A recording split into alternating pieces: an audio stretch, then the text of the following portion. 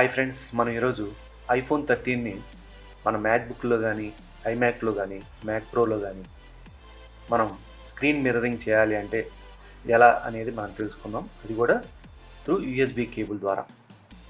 Okay, కాబట్టి మీరు వీడియోని స్కిప్ చేయకుండా ఎండ్ వరకు చూడండి.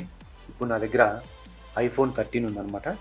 ఈ ఐఫోన్ 13కి నేను యూఎస్బి కేబుల్ అనేది కనెక్ట్ చేస్తాను. ఇది యూఎస్బి కేబుల్తో కూడిన థండర్బోల్ట్ కేబుల్. దీన్ని కనెక్ట్ చేస్తున్నాను. కనెక్ట్ అయిన తర్వాత మనకి జనరల్గా ఐఫోటోస్ అనేది ఓపెన్ అవుతుంది. ఐఫోటోస్ కాకుండా మనం క్విక్ టైమ్ ప్లేయర్ అనేది ఓపెన్ చేసుకోవాలి. క్విక్ టైమ్ ప్లేయర్ అనేది ఓపెన్ చేశాను.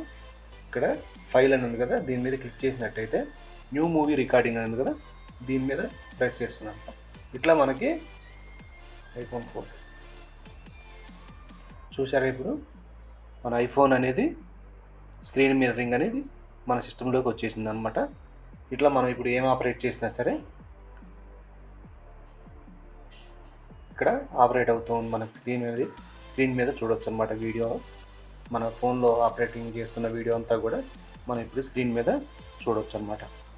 ఓకే, ఒకవేళ ఇన్ కేస్ మీకు డిస్ప్లే రాలేదు అంటే కనుక ఇక్కడ చూడండి, రికార్డింగ్ సింబల్ పక్కన ఒక యారో బార్ ఉంది కదా, దాని మీద క్లిక్ చేసినట్టయితే ఇక్కడ ఐఫోన్ అనేది సెలెక్ట్ చేసి ఉంది కాబట్టి మనకి ఇక్కడ వచ్చిందనమాట. ఐఫోన్ అనేది సెలెక్ట్ చేయకపోతే రాదనమాట.